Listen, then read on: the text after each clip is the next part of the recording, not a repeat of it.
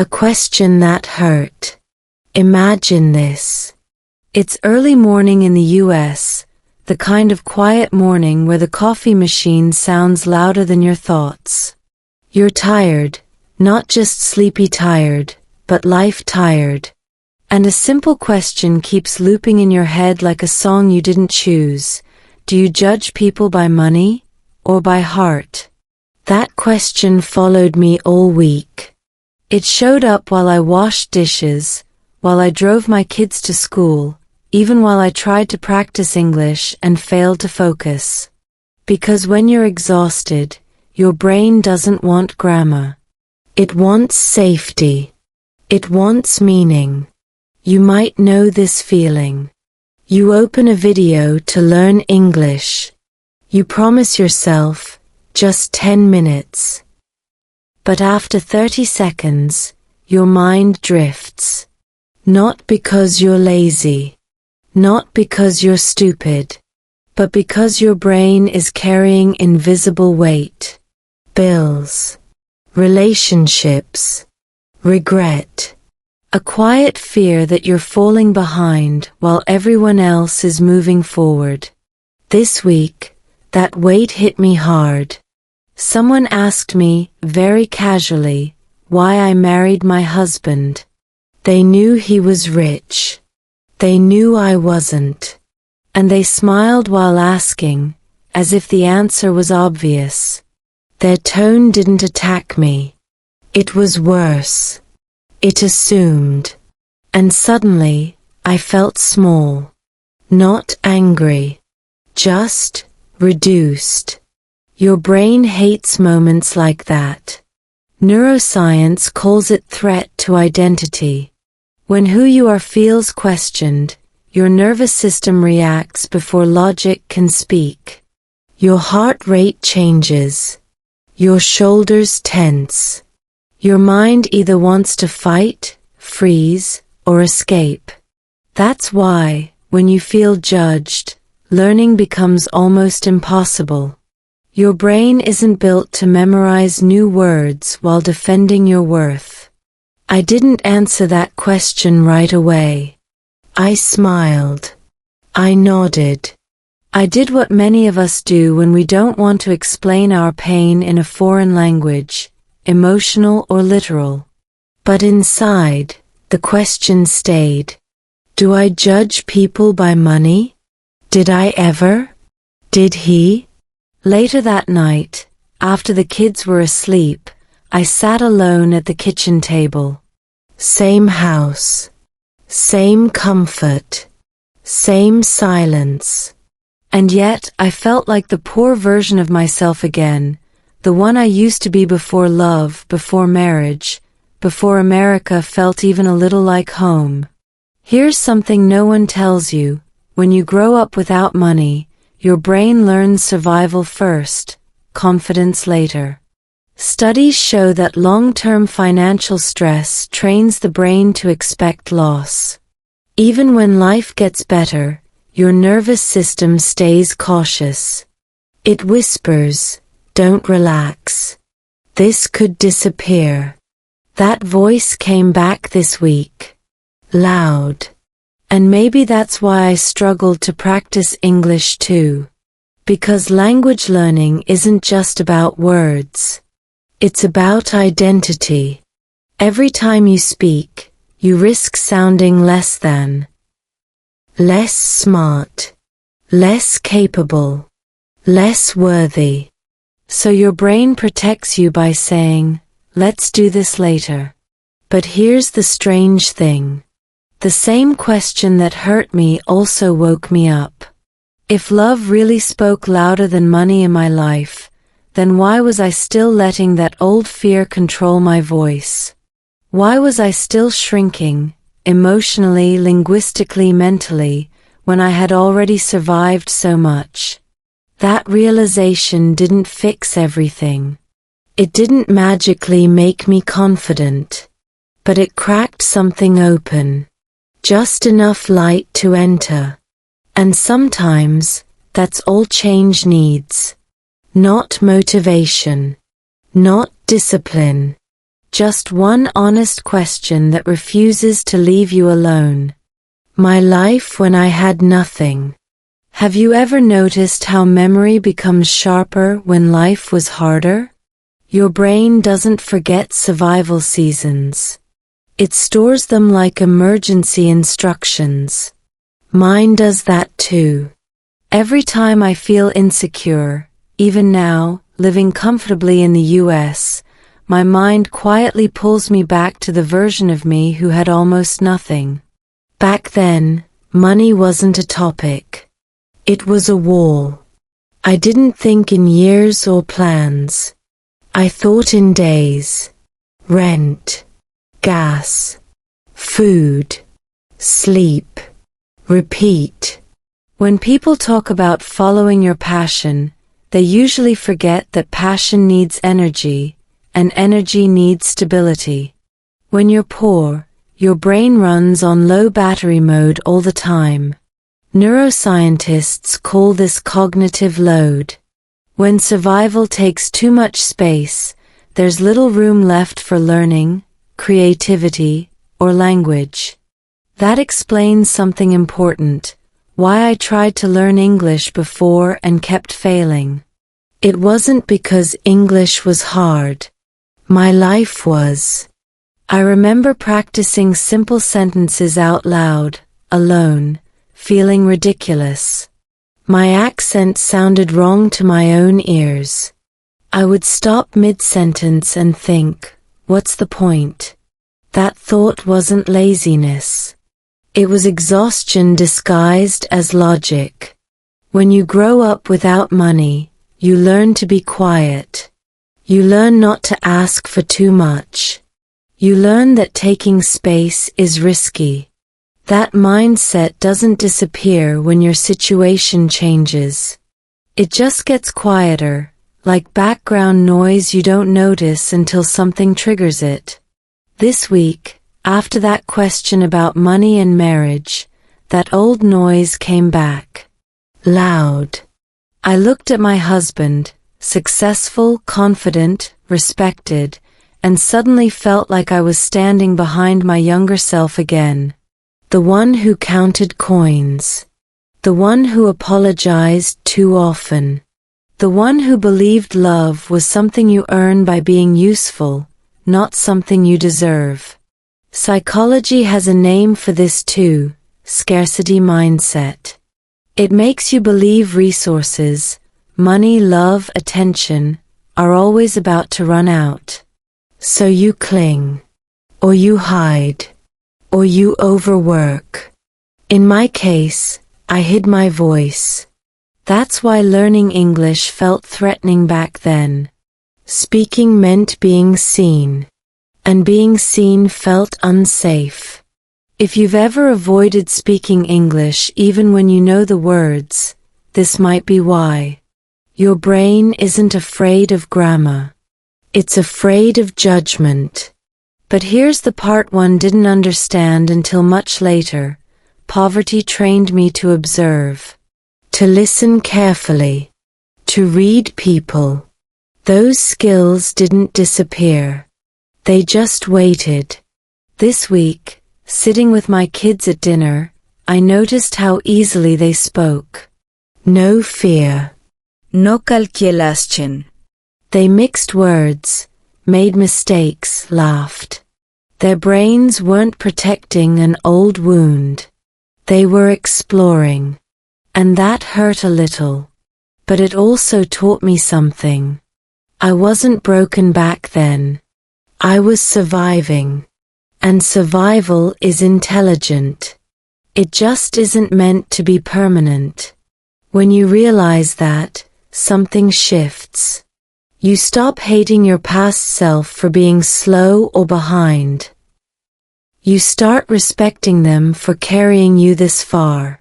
That respect creates safety. And safety is what the brain needs to learn. That's why this week, I didn't force myself to study English harder. I slowed down instead. I spoke softer, simpler. Kinder. I treated language like a conversation, not a test. Ironically, that made my words come out more easily. Maybe your past feels like a weakness. Maybe it feels embarrassing. But what if it's the reason you feel so deeply now? What if it's the quiet strength behind your voice? I didn't marry money. I married someone who saw past my silence and waited until I was ready to speak. And that changed everything. Meeting him by chance. You know how life sometimes changes when you're not trying to change it? Not during big plans. Not during confident moments.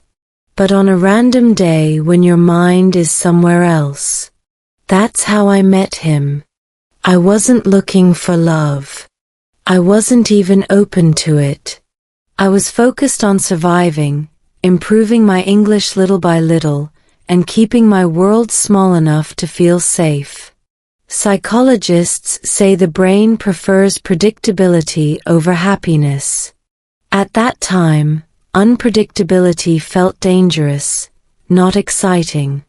We met in the most unromantic way possible. No music. No dramatic eye contact.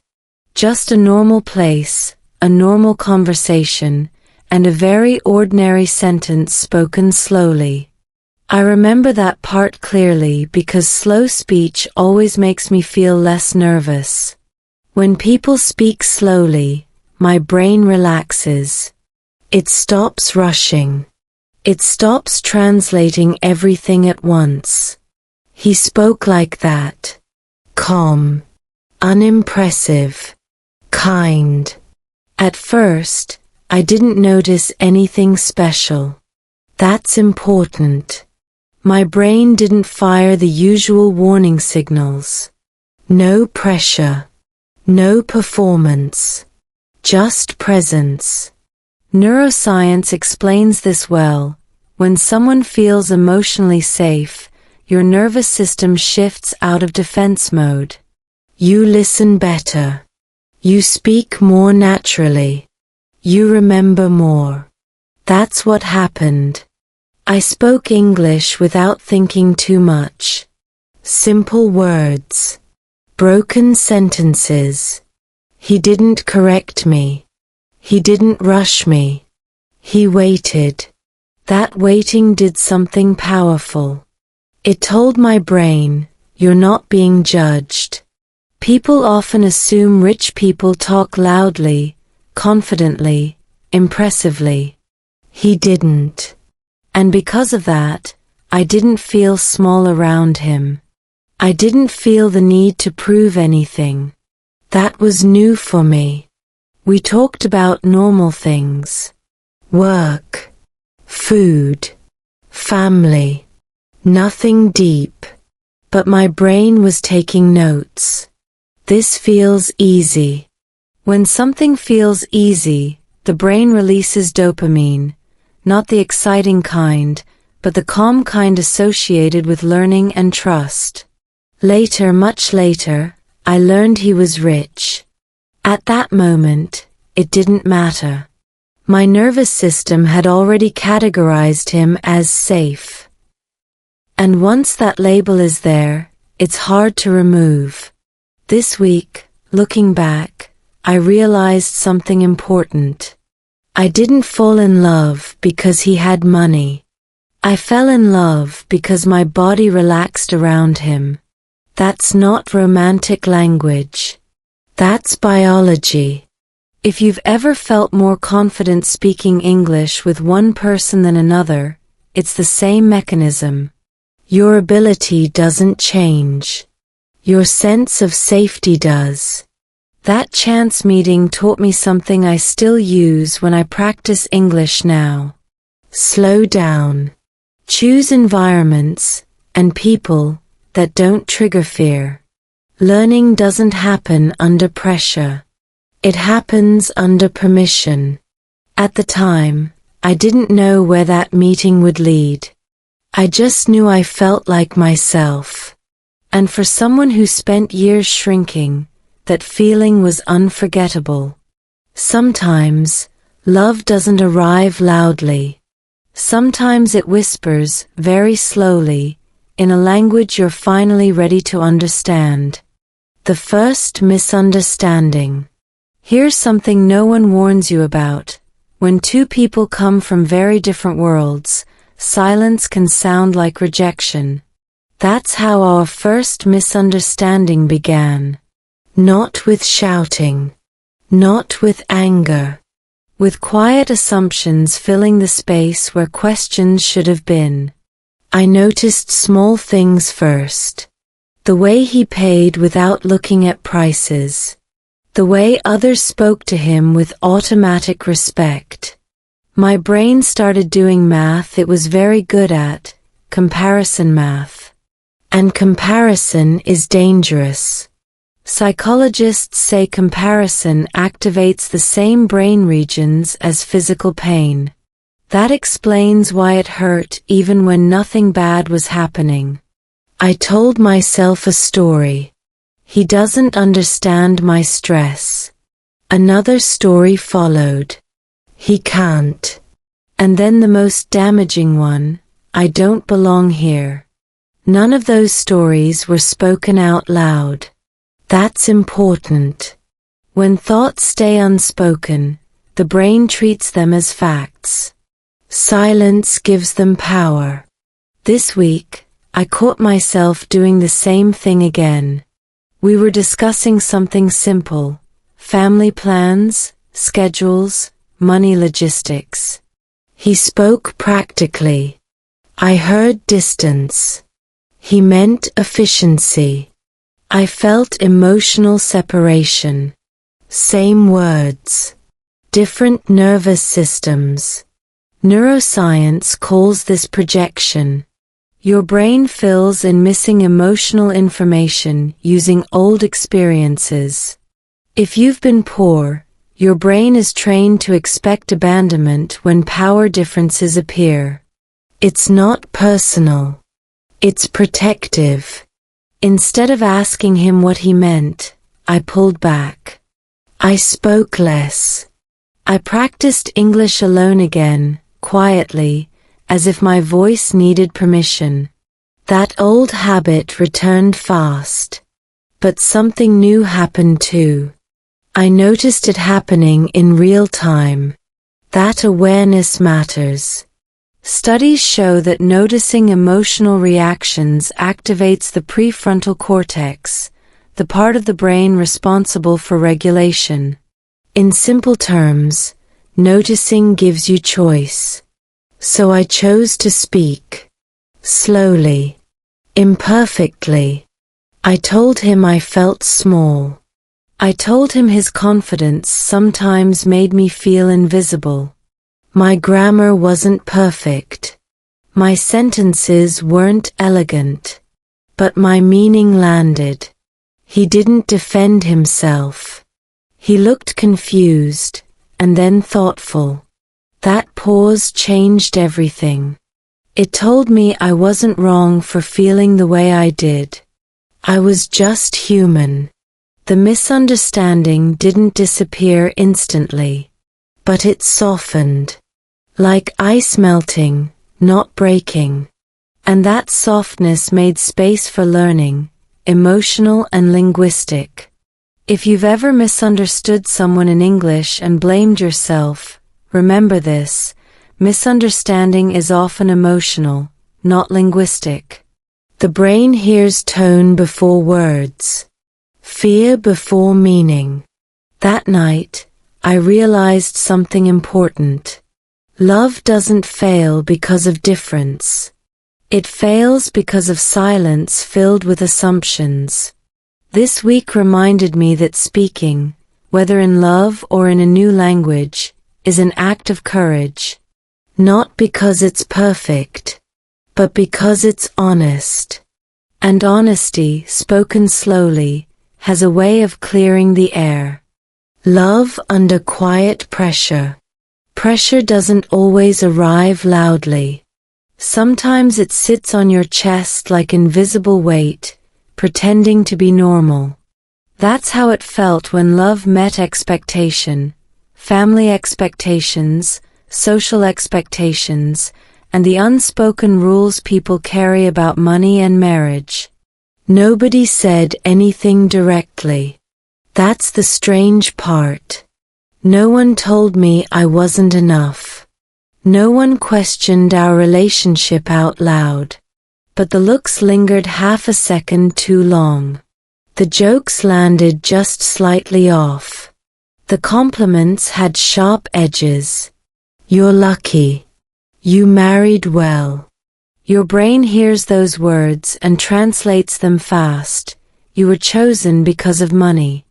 Psychologists call this ambient stress, pressure that comes from environment, not events.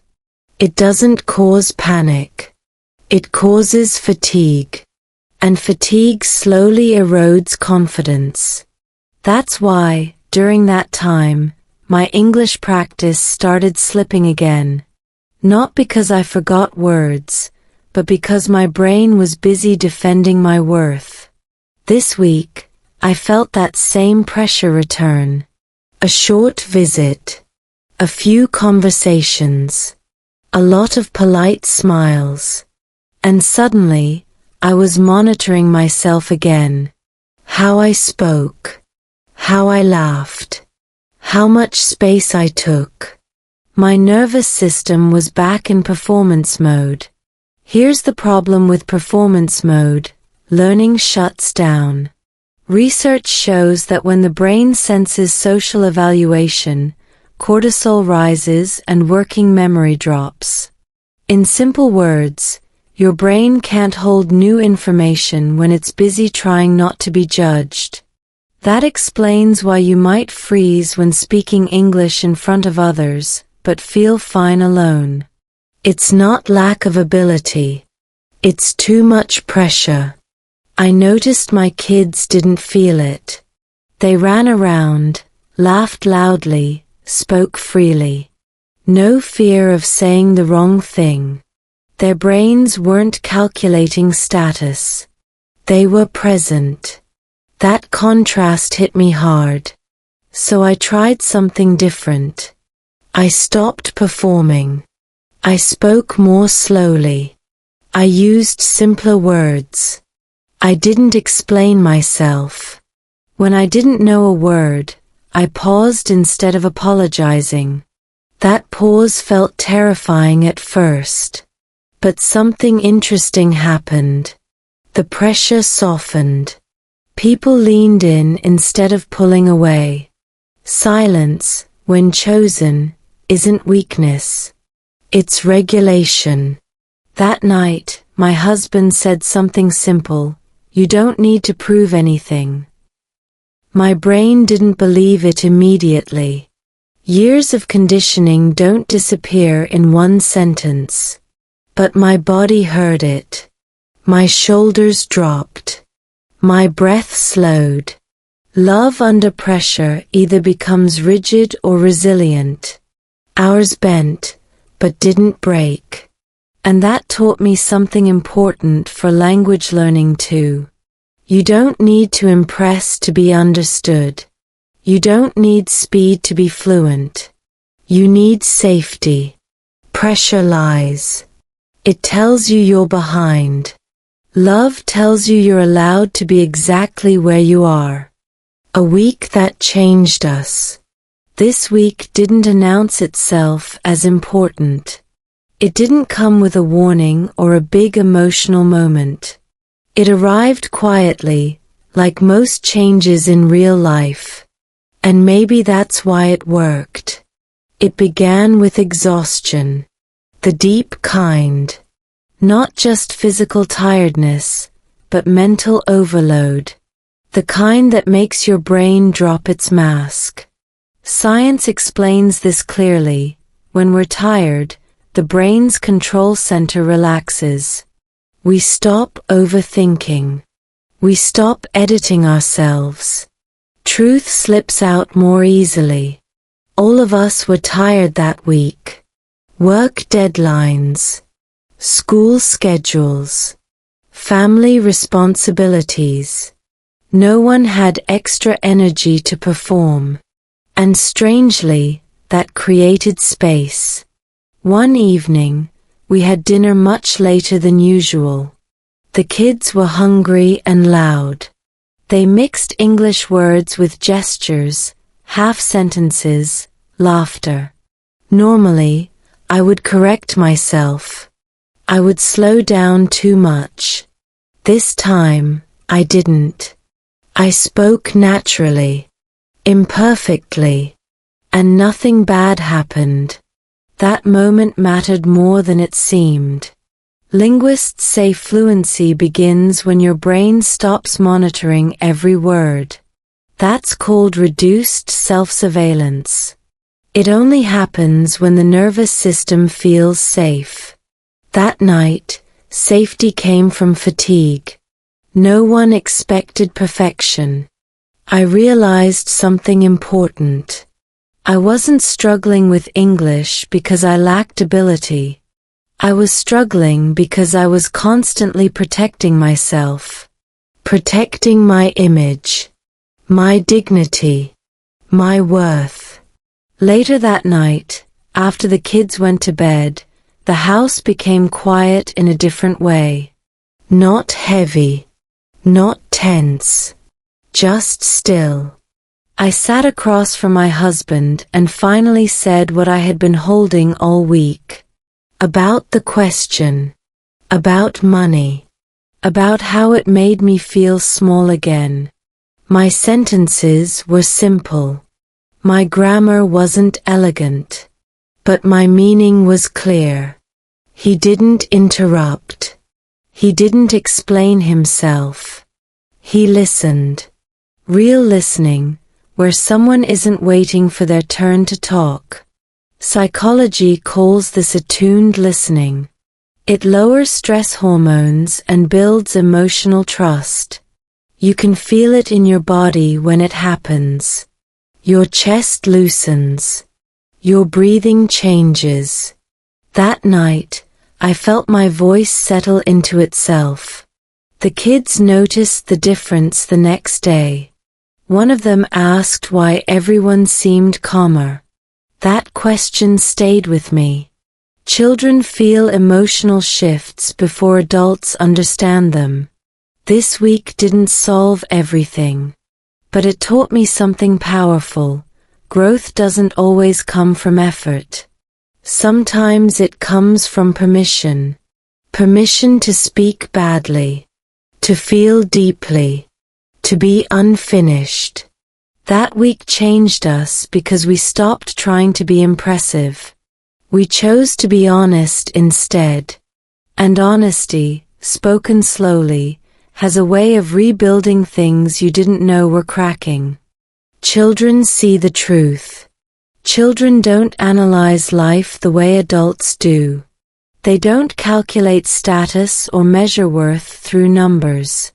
They feel first. They notice tone, pauses, tension, warmth. And this week, they saw everything we were trying not to say. One morning, while I was helping my child tie their shoes, they suddenly asked, "Why do people think money makes someone better?" The question wasn't heavy. It wasn't angry. It was innocent. And that's what made it powerful. It came from observation, not opinion. Psychology tells us that children rely more on emotional cues than verbal explanations. Their brains are wired to scan for safety. That means they often understand the truth of a situation before adults are brave enough to admit it. That question stayed with me all day. At dinner, I watched how my kids interacted with both of us. They didn't gravitate toward the person with authority or power. They moved toward whoever was present. Whoever listened. Whoever felt calm. That's when something clicked for me. Children don't respond to success. They respond to regulation. When my husband and I were tense earlier in the week, the kids became quieter. They asked fewer questions. They hesitated before speaking. That's not coincidence. Neuroscience calls this co-regulation. Children borrow emotional stability from adults. When adults are unsettled, kids adapt by shrinking. Seeing that hurt more than being judged by strangers. So we made a conscious shift. We slowed our conversations down. We stopped correcting each other mid-sentence. I stopped apologizing for my English. I let mistakes sit in the air without panic. And something amazing happened. The kids relaxed. They started talking more, mixing words, laughing at their own mistakes. They didn't wait for permission to speak. Their brains weren't afraid of being wrong. And watching that, I realized how deeply adults unlearn freedom. Language learning is no different. When children feel safe, they experiment. When adults feel judged, they perform. And performance kills learning. Studies show that fear of evaluation reduces language retention dramatically. In simple terms, when you're scared of sounding stupid, your brain chooses silence. This week, my children reminded me that silence doesn't always mean intelligence. Sometimes it means fear. They also reminded me that love is visible. Not through gifts. Not through lifestyle. But through attention. Through patience. Through emotional availability. My kids didn't care that their father was rich. They cared that he knelt down to listen. They didn't care that I once struggled. They cared that I stayed soft instead of defensive. That's the truth children live by. And maybe that's the answer to the question that started this whole week. We don't judge people by money or heart consciously. We absorb what feels safe. What feels real. Children see that instantly. And once you see it too, it's hard to unsee. When money failed to help. There's a moment most people don't expect. The moment when money is present, visible, available, and completely useless. No solution. No comfort. No shortcut. This week, we stepped into that moment slowly, without realizing it at first. It wasn't a crisis you could explain in one sentence. No hospital. No legal trouble. No dramatic argument. Just emotional distance growing quietly, like a crack in the wall you only notice when the light hits it the wrong way. And for the first time, money had nothing to say. At first, we both reacted the way we were trained to. He went practical. Solution. Options. Efficiency. I went emotional. Explanations. Feelings. Context. We were speaking two different languages, both in English, but not in meaning. Psychology calls this an emotional practical mismatch. When one person needs to be understood and the other tries to fix, both feel frustrated. The brain of the listener hears, "You don't get me." And once that message lands, connection shuts down. I felt that shut down in my body. My chest tightened. My words shortened.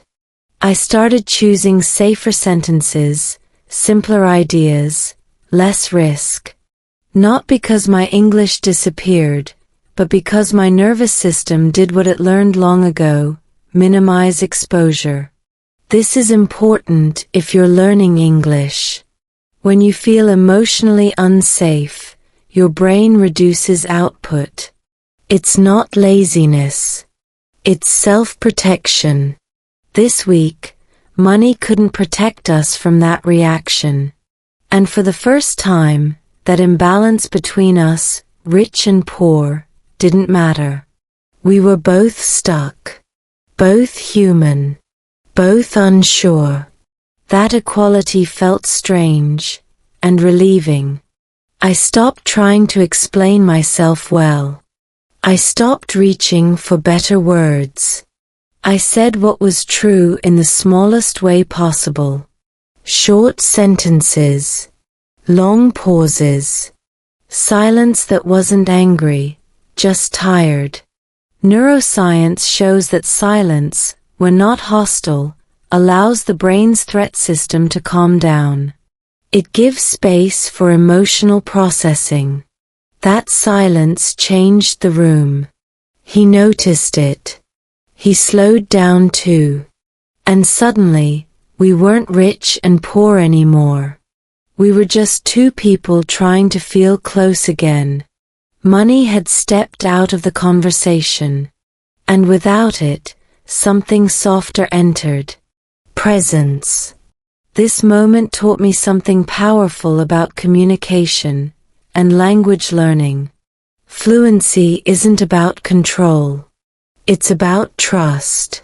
When you trust that simple words are enough, your brain stops searching for armor.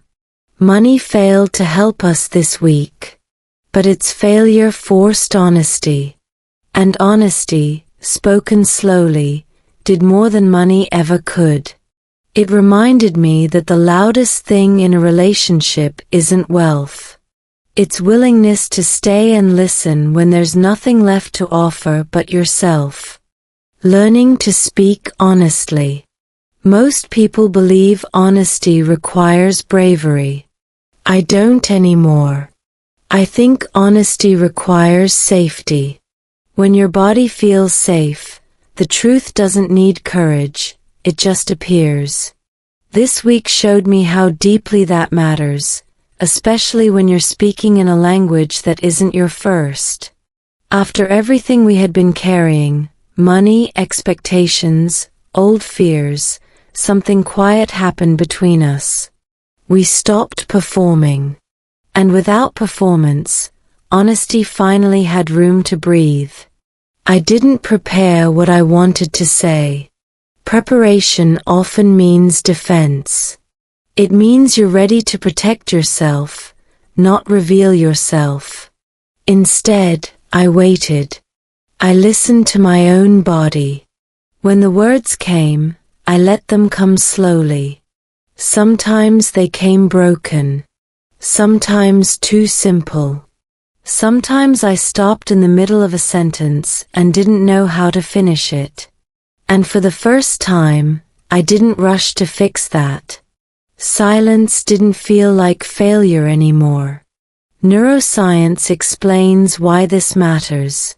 When you pause instead of forcing speech, your nervous system shifts from threat mode to regulation mode. The brain's language center works better when it doesn't feel rushed. That's why honest speech often sounds slower. It's not weak. It's regulated. I noticed something surprising. The simpler my English became, the more accurate it felt.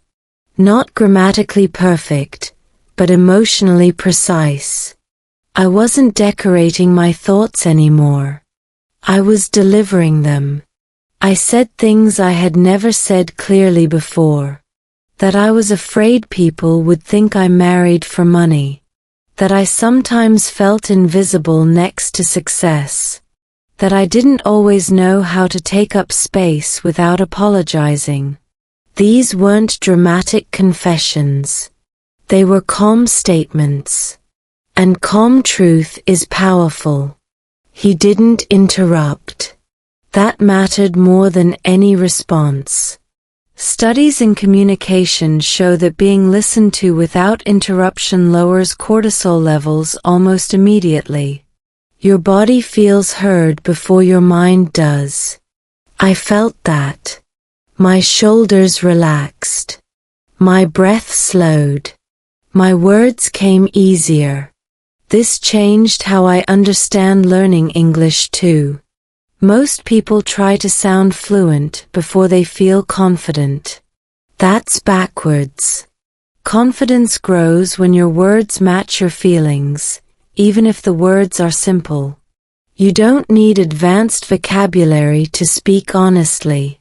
You need permission to be unfinished. This week, honesty didn't make us dramatic. It made us closer. It didn't solve every problem, but it removed the noise around them. Learning to speak honestly, in love and in language, taught me this: fluency isn't about impressing others. It's about no longer hiding from yourself. And once your brain feels that safety, it doesn't want to go back. The moment words stop hiding, there is a quiet moment that happens before real fluency arrives. It doesn't sound like confidence.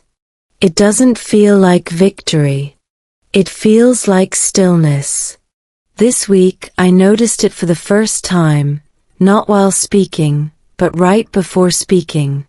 A small pause where my mind didn't rush to impress, correct, or protect itself. A pause where I wasn't choosing better words, only truer ones. That pause changed everything. Before, language felt like armor. Every sentence was designed to prevent misunderstanding, judgment, or exposure. I thought fluency meant eliminating mistakes. But mistakes were never the real problem. Fear was. Fear of sounding small. Fear of sounding wrong. Fear of being seen too clearly. In that pause, fear softened. I realized something important. When words stop hiding, your body leads first. Your breath sets the rhythm. Your tone finds its own pace. Meaning arrives before grammar does. I spoke slower than usual. Not because I was unsure, but because I was present. Each sentence landed where it needed to land. I didn't chase the listener's approval. I stayed with my own experience. And something surprising happened. The listener leaned in. Not physically, but emotionally. Research shows that people trust speakers who pause naturally more than those who speak perfectly but rigidly. The human brain reads calm pacing as honesty. Speed often signals performance. Slowness signals truth. I felt that truth settle into my chest. For years, I believed learning English meant pushing forward. More words, faster sentences, higher levels. But real progress came when I allowed myself to stay. To remain inside a feeling long enough for the right sentence to emerge. Some sentences came out simple. I don't know how to say this yet. This is important to me. I need a moment. None of these are advanced English. But they are advanced communication. They create space. They invite patience. They signal self-respect. I used to apologize when I paused. Now I see pauses as punctuation for the nervous system. They give your brain time to align emotion and language. When that alignment happens, your words carry weight, no matter how basic they seem. That's when language stops being translation and becomes expression. I also noticed a shift in listening. When I stopped hiding behind polished sentences, I listened without planning my reply. I wasn't scanning for mistakes or searching for clever responses. I was actually hearing. Listening deeply is a form of fluency we rarely talk about.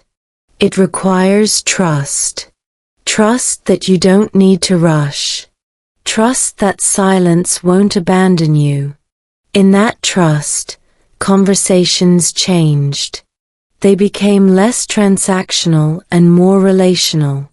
Less about information, more about connection. This is what most language courses miss. They teach you how to sound fluent, but not how to feel safe while speaking. Safety is the missing skill. When your body feels safe, words stop hiding. They stop performing. They stop trying to earn their place. They arrive as they are.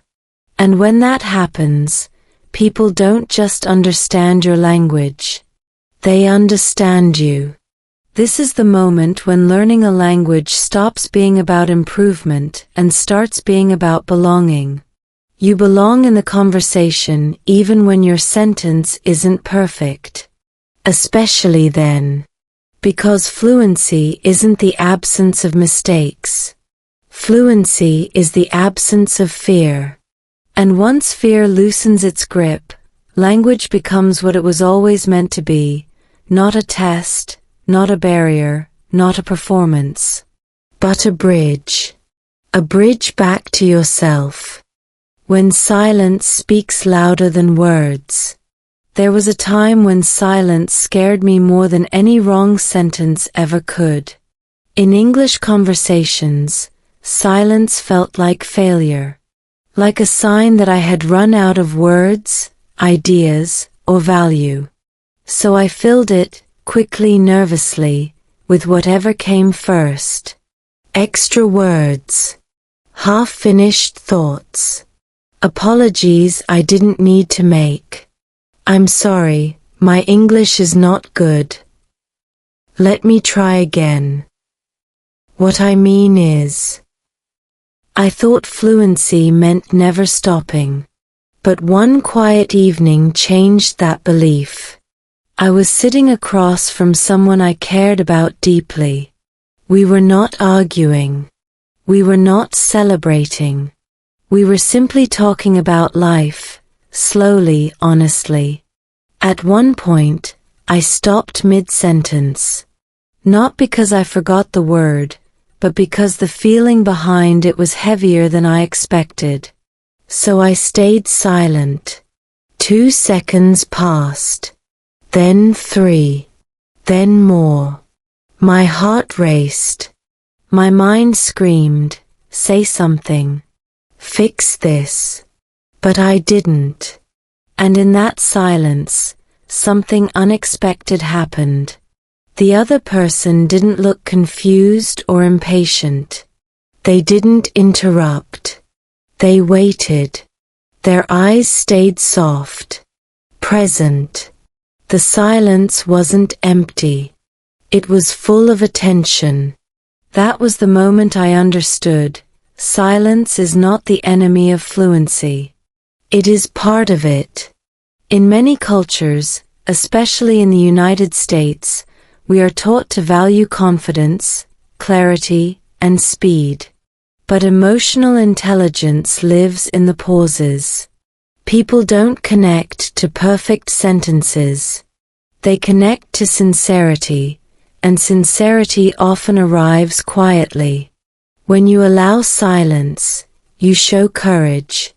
You show that you trust the conversation enough not to control it. You show that your worth does not disappear just because you are not speaking.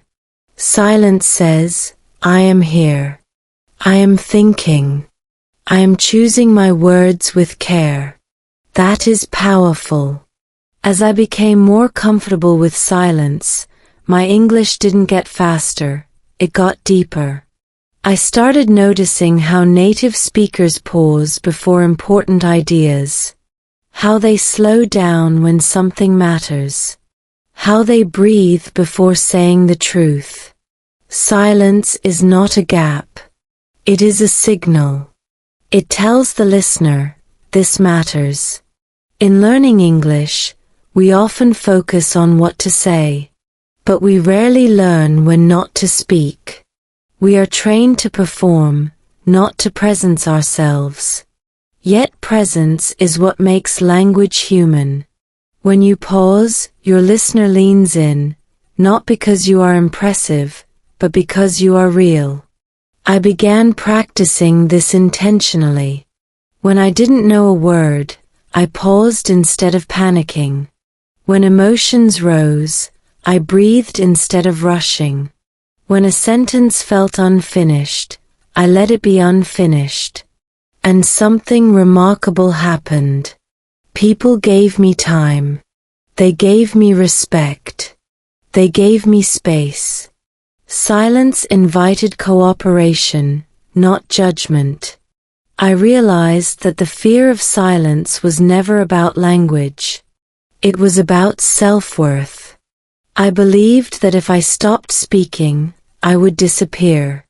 But silence proved the opposite. In silence, I became more visible. Because I was no longer hiding behind noise. For anyone learning English, or learning to express themselves in any language, this is an important truth. You do not need to fill every moment to deserve a place in the conversation. Your pauses are allowed. Your breathing is allowed. Your thinking time is allowed. Fluency is not constant sound. Fluency is comfort with space. And when you stop fighting silence, language stops fighting you. It begins to flow, not faster but truer. This is how confidence grows quietly. Not by speaking more, but by trusting that even when you say nothing, you are still enough. The day I stopped translating and started feeling.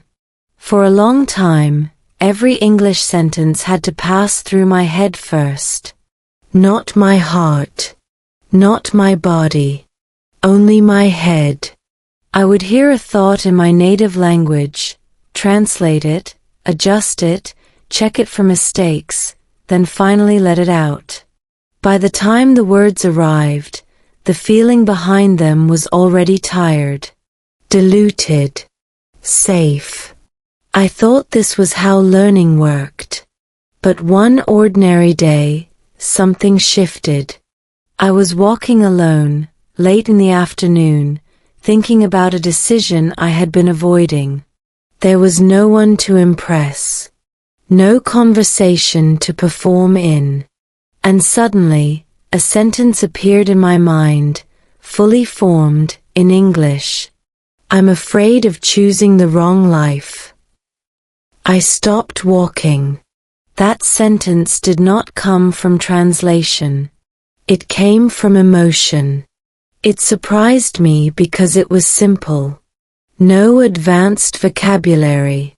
No complex grammar. Yet it carried weight. It felt honest.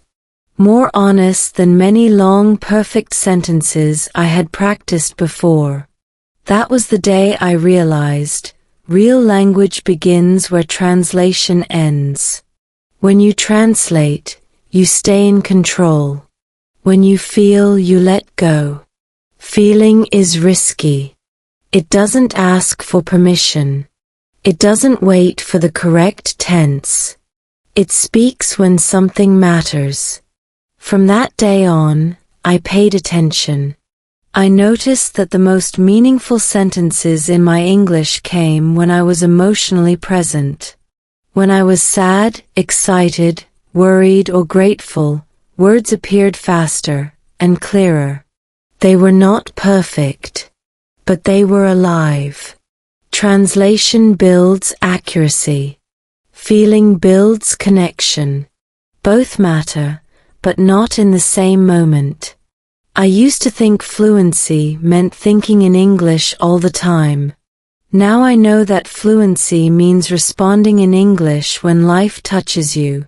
When someone shares something vulnerable, you don't need a perfect sentence. You need a real one. Sometimes it's only 4 words. That sounds really hard. I'm happy for you. I don't know yet. These sentences don't come from grammar books. They come from empathy. As I stopped translating everything, my listening changed too. I wasn't busy preparing my response in another language. I was present. I was feeling the conversation, not managing it. And because of that, my responses felt natural, even when they were slow. This doesn't mean translation disappears forever. It means you choose when to use it. Translation is a tool. Feeling is a compass. When you are learning, translation helps you build structure. But when you are connecting, translation gets in the way. It adds distance between you and the moment. I started practicing something small but powerful. When an emotion appeared, I didn't search for the best sentence. I asked myself one question: what am I feeling right now? Then I let the simplest English words describe that feeling. I'm nervous. I'm excited. I'm not ready. This matters to me. These sentences changed my conversations. People responded not to my English level, but to my honesty. There is a deep relief in this. A sense of coming home to your voice. You stop acting like a student and start speaking like a human being. And that is the real turning point. Because language was never meant to be a performance. It was meant to carry experience. When you stop translating and start feeling, English becomes less of a subject, and more of a space where you can exist fully. So if you ever feel stuck, ask yourself this: are you translating, or are you feeling? Because the moment you choose feeling, words will meet you halfway. And when they do, they won't sound perfect. They'll sound like you. That is where fluency truly begins. There is a quiet freedom that comes when you stop trying to sound fluent and start allowing yourself to sound real. You realize that language is not a test you pass. It is a place you stand. When you speak from feeling, something strange happens. People stop listening to your grammar and start listening to you. Your pauses don't feel awkward anymore. Your mistakes don't interrupt the meaning. They become part of your voice. And slowly, without announcing itself, confidence grows. Not the loud confidence of showing off vocabulary, but the steady confidence of knowing, I can say what I mean. That confidence changes how you learn too. You stop chasing perfection and start collecting moments. Small moments where English shows up naturally, in the kitchen, on the street, in a quiet thought before sleep. Those moments add up. Science actually supports this. When emotion is involved, the brain releases dopamine, which strengthens memory and learning. That's why sentences learned through feeling stay longer than sentences memorized through repetition alone. Your brain remembers what mattered. So when you tell a story that touches you, your brain listens harder. When you speak honestly, your nervous system relaxes. When you stop translating, your mind frees up space to listen. This is why slow English works best when it carries meaning. Not because it's slow, but because it's human-paced. And maybe that's the lesson hidden in this whole story. Love didn't speak louder because it was rich or poor. It spoke louder because it was honest. Language works the same way. You don't need to be rich in vocabulary. You need to be honest in intention. If you take one thing from this video, let it be this. Don't wait until your English is perfect to let yourself be present. Speak when something matters. Listen without translating everything. Let feeling lead, and let language follow. Because one day, without realizing it, you'll look back and notice something surprising. You're no longer asking, how do I say this? You're simply saying it. And that's when English stops being something you learn. and becomes something you live with.